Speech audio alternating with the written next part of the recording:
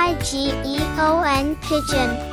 တသားမိမိတို့ကိုဒီနေ့ပြောပြဖို့ရွေးထားတဲ့အကောင်လေးကလည်းတသားမိမိတို့သိပြီးသားအကောင်လေးပါပဲ။ဘာကောင်လေးလဲဆိုတော့ခိုလေးတွေအကြောင်းပဲဖြစ်ပါတယ်။ခိုလေးတွေကဘယ်တော့မှလမ်းပြောက်မသွားနိုင်တဲ့ငှက်လေးတွေဖြစ်ပါတယ်တဲ့။ခိုလေးတွေဟာအိမ်ပြန်လမ်းကိုအလွယ်တကူသိနိုင်ပါတယ်။သူတို့ဟာကမ္ဘာတန်လိုက်ဆက်ကွင်းနဲ့နေရာတွေကိုမှတ်မိနိုင်ပြီးမိုင်ပေါင်းများစွာဝေးတဲ့နေရာတွေကနေတော့အိမ်ကိုပြန်နိုင်ပါတယ်တဲ့။ခိုလေးတွေရဲ့နောက်ထပ်ထူးခြားချက်ကနို့တိုက်ကျွေးနိုင်တဲ့ငှက်လေးတွေဖြစ်ပါတယ်။ခိုမလေးတွေဟာလေချောင်းအိတ်ထဲကနေနို့လိုအရေးကိုသားပေါက်လေးတွေကိုတိုက်ကျွေးပါတယ်တဲ့။ဒါဟာတခြားငှက်တွေနဲ့မတူတဲ့ထူးခြားချက်ပဲဖြစ်ပါတယ်။ခိုလေးတွေဟာသမိုင်းတစ်လျှောက်စာပို့တဲ့သူတွေဖြစ်ပါတယ်တဲ့။ရှေးခေတ်ကလေးကလူတွေဟာခိုတွေကိုစာပို့ဖို့အသုံးပြုခဲ့ကြပါတယ်တဲ့။ဒုတိယကမ္ဘာစစ်အတွင်းမှာခိုတွေဟာအရေးကြီးတဲ့စာတွေကိုပို့ဆောင်ပေးခဲ့ပါတယ်။ခိုလေးတွေဟာလည်းအယောင်ဆောင်တဲ့ငှက်တွေဖြစ်ပါတယ်။ခိုလေးတွေမှာမီးခိုးရောင်အဖြူရောင်အနီရောင်အညိုရောင်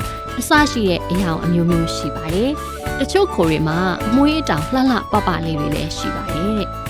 ခိုလေးတွေဟာမြို့ပြငှက်တွေဖြစ်ပါတယ်။ခိုတွေဟာမြို့ကြီးတွေမှာအများဆုံးတွေ့ရတဲ့ငှက်တွေဖြစ်ပါတယ်။ပန်းခြံတွေအဆောက်အဦတွေရဲ့အမိုးပေါ်မှာအစာရှာလေးရှိပါတယ်တဲ့။ခိုတကောင်ဟာတနာရီကိုမိုင်50-60အထိပြန်နိုင်ပြီးတော့ခိုးရှိခေတ်ကလေးကလူတွေနဲ့အတူနေထိုင်ခဲ့ပါတယ်တဲ့။ခိုလေးတွေကိုတော့ဆန်စိတ်ပြောင်းဖူးစိတ်လေးတွေကျွေးပြီးမိတ်ဆွေဖွဲ့နိုင်ပါတယ်တဲ့။ကဲအခုခိုလေးတွေအကြောင်းသိပြီဆိုတော့မိကုန်းလေးတွေဖြည့်ကြည့်အောင်နော်။ခိုးရှိခေတ်ကခိုလေးတွေကလူတွေအတွက်မလုပ်ပြီးခဲ့တယ်။တဲ့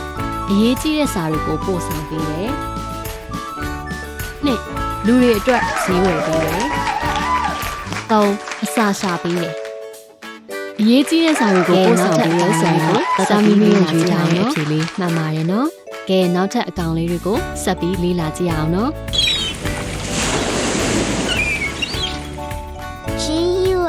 gull go ဒီတစ်ခါတော့တတမီမီတို့ကိုပြောပြမယ့်အကောင်လေးကတော့ဇင်ရော်ငှက်လေးတွေအကြောင်းပဲဖြစ်ပါတယ်။ဇင်ရော်ငှက်လေးတွေကအဖြူရောင်အမွှေးနဲ့မိခိုးရောင်အတောင်ရှိပြီးကြီးမားတဲ့ငှက်တစ်မျိုးဖြစ်ပါတယ်။သူတို့ရဲ့အတောင်ဟာကျယ်ပြန့်ပြီးလေထဲမှာအားကောင်းစွာပြန်သန်းနိုင်ပါတယ်တဲ့။ဇင်ရော်ငှက်လေးတွေနေထိုင်တဲ့နေရာကတော့ပင်လယ်ကမ်းခြေ၊မြစ်၊အင်း၊အိုင်စတဲ့ရေရှိတဲ့နေရာတွေမှာအများဆုံးတွေ့ရပါတယ်တဲ့။မြို့ကြီးတွေရဲ့ရေကန်တွေမှာလည်းဇင်ရော်ငှက်လေးတွေနေလေးရှိပါတယ်။အစားအစာအဖြစ်လဲဇင်ရော်လေးတွေကအားလုံးစားတဲ့ငှက်အမျိုးအစားဖြစ်ပါတယ်။ငါး၊ပဇွန်၊ပိုးမွှားစတဲ့အစားအစာတွေကိုစားကြပါတယ်တဲ့။လူတွေစားနေတဲ့အစားအစာတွေကိုလည်းသူတို့ကယူပြီးစားတောက်တတ်ကြပါတယ်တဲ့။ဇင်ရော်ငှက်လေးတွေရဲ့အတန်ဟာကျယ်လောင်ပြီးတော့တခြားငှက်တွေနဲ့ဆက်သွယ်ဖို့အတန်အမျိုးမျိုးလဲထွက်တတ်ပါတယ်တဲ့။ဇင်ရော်ငှက်တွေကအုပ်စုလိုက်နေပြီးတဲတောင်မြင်မှာအတိုက်လောက်ခါဥဥလေးရှိပါတယ်တဲ့။အဲ့လိုဥဥပြီးပြီဆိုလို့ရှိရင်ဇင်ရောဖေဖေရောဇင်ရောမေမေရောကဥနဲ့သားပေါက်လေးတွေကိုသူတို့အတူတကွ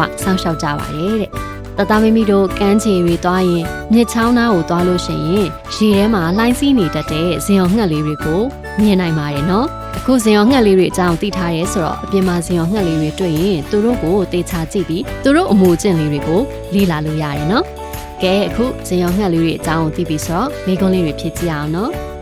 ဇင်ရော်ငှက်လေးတွေကဘယ်နေရာမှာနေထိုင်ကြလဲ။နံပါတ်1ရေရှိတဲ့နေရာတွေနားမှာနေထိုင်ကြတယ်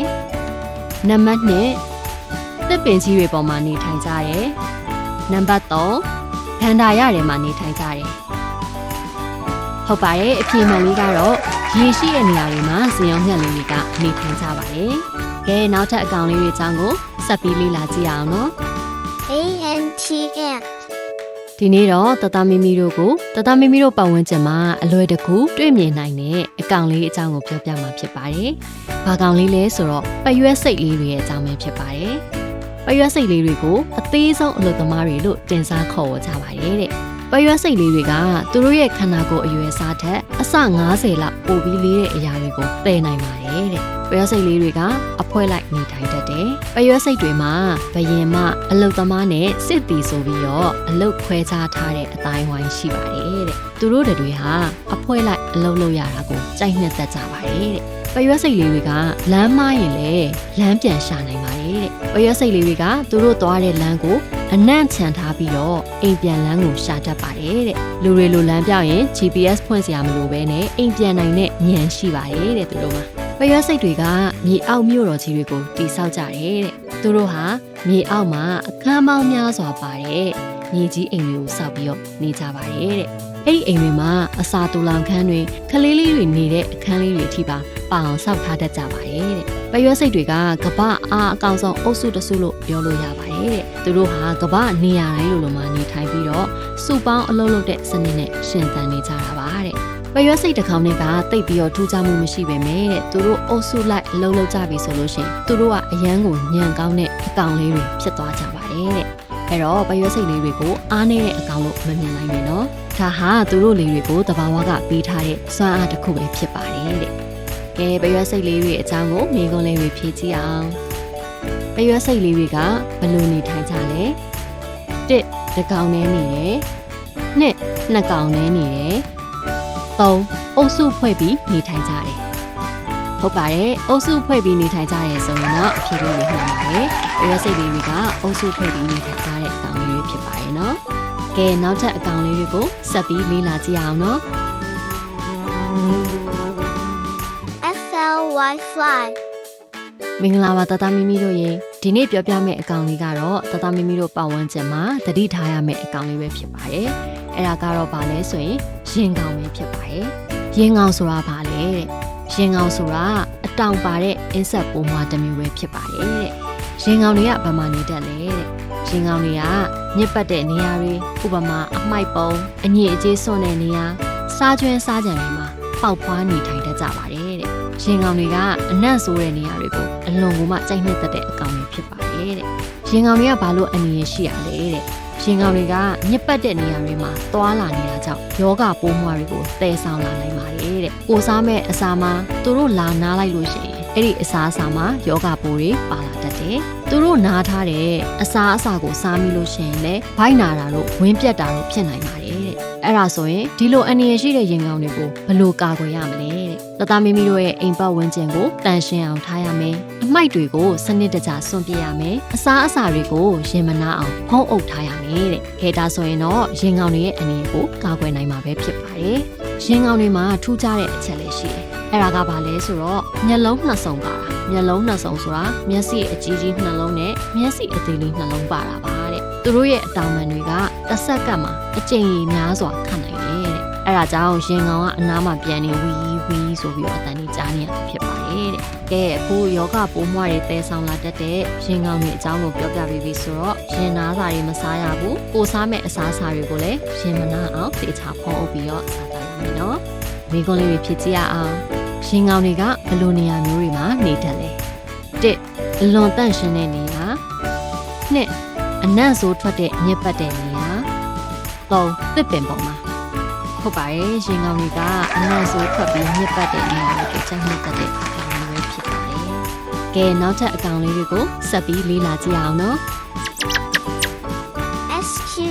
SQUIRREL squirrel မင်္ဂလာပါတတမီမီတို့ရေတတမီမီတို့ကိုဒီနေ့ပြောပြမယ့်အကောင်လေးကတော့ရှင့်အကြောင်းပဲဖြစ်ပါတယ်ရှင့်လေးတွေရဲ့ထူးခြားချက်ကတော့အမွှေးထူတဲ့အမီးလေးတွေပါတာပါရှင့်တွေမှာဖောင်းကြွနေတဲ့အမီးလေးပါပါတယ်အဲ့ဒီအမီးလေးကသူတို့ကိုတစ်ကိုင်းပေါ်ခုန်တဲ့အခါဟန်ချက်နေအောင်ကူညီပေးပါတယ်တဲ့ရှင့်လေးတွေကတစ်ပင်ပေါ်မှာအဓိကနေကြတယ်တစ်ကိုင်းတွေကြားမှာတစ်ရွက်တွေတစ်ခတ်တွေနဲ့ပြုတ်လုပ်ထားတဲ့အတိုက်လေးတွေမှာအိတ်ကြပါတယ်တဲ့ရှင့်လေးတွေကတစ်သီးနဲ့အစိတ်အဆန်တွေစားတယ်သူတို့အကြိုက်ဆုံးအစာကတစ်ကြားသည်ဝတ်တစ်ချသည်လိုမျိုးအစိတ်အဆန်တွေပါတဲ့ဆောင်းရသည်မရောက်ခင်မှာဆောင်းရသည်အတွက်ကြိုပြီးတော့မြေကြီးထဲမှာအစာတွေကိုဖွက်ထားတတ်ကြတယ်တဲ့တခါတလေသူတို့မေ့ပြီးမစားဖြစ်တဲ့သူတို့ဖွက်ထားတဲ့အစာတွေကအစိတ်အဆန်လေးတွေကတစ်ပင်အဖြစ်နဲ့ပြန်ပြီးတော့ပေါက်လာတတ်ကြပါတယ်တဲ့ရှင့်လေးတွေကပြေးတာခုန်တာလည်းမြန်တယ်ရှင့်တွေရဲ့ခြေသေးလေးတွေကခြုံပြီးကောက်နေတာကြောင့်တစ်ပင်ကိုလှည့်မြန်စွာတက်နိုင်တယ်တစ်ကိုင်းတစ်ခုကနေတစ်ခုကိုပေ20လောက်ထိခုန်နိုင်ပြီးတော့မြေပြင်မှာလည်းလှည့်မြန်စွာပြေးနိုင်ပါတယ်တဲ့ရှင့်လေးတွေရဲ့နောက်ထပ်ထူးခြားချက်ကသူတို့ရဲ့ရှေ့သွားလေးနှစ်ချောင်းကကြီးနေပါတယ်တဲ့အဲ့ဒီသွားလေးတွေကအလွန်ခိုင်ခန့်တာကြောင့်တစ်သီးမာတွေအခွန်မာတွေကိုကိုက်ဖြတ်ပြီးတော့သူတို့စားနိုင်ပါတယ်တဲ့ပြီးတော့ရှင့်လေးတွေကအရန်ကိုချစ်စရာကောင်းတဲ့အကောင်လေးတွေပဲဖြစ်ပါတယ်နော်ကဲခုရှင့်လေးတွေအကြောင်းသိပြီဆိုတော့မိကုံးလေးတွေဖြစ်ကြည့်အောင်ရှင့်လေးတွေရဲ့အကြိုက်ဆုံးအစားအစာကဘာလဲ1အသေးအရွက်